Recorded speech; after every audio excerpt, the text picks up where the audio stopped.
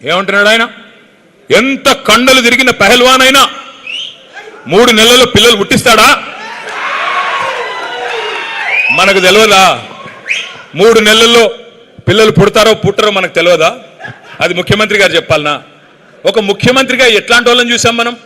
ఒక ఎన్టీ రామారావు గారిని, ఆ తర్వాత చంద్రబాబు నాయుడు గారిని, ఆ తర్వాత రాజశేఖర్ రెడ్డి గారిని, ఆ తర్వాత రోసయ్య గారు, కిరణ్ కుమార్ రెడ్డి గారు, ఆ తర్వాత మన నాయకుడు కేసీఆర్ గారు. ఇట్లాంటి గౌరవప్రదమైన వ్యక్తులను చూసి ఇవాళ ఒక ముఖ్యమంత్రి 3 నెలల్లోనే పిల్లలు పుడతారా అని అడిగితే ఏమనాలా? ఏం చెప్పాలా? ఎవడు చెప్పమన్నాడు నిన్ను?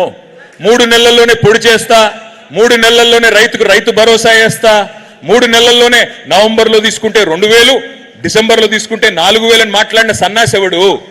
మా తమ్ముళ్ళందరికీ 4000 ఇస్తానని చెప్పి మోసం చేసిన దుర్మార్గుడు ఎవడు? నేను అడుగుతా ఉన్నా ఈరోజు. మరి నేను అడుగుతా ఉన్నా ముఖ్యమంత్రి గారు,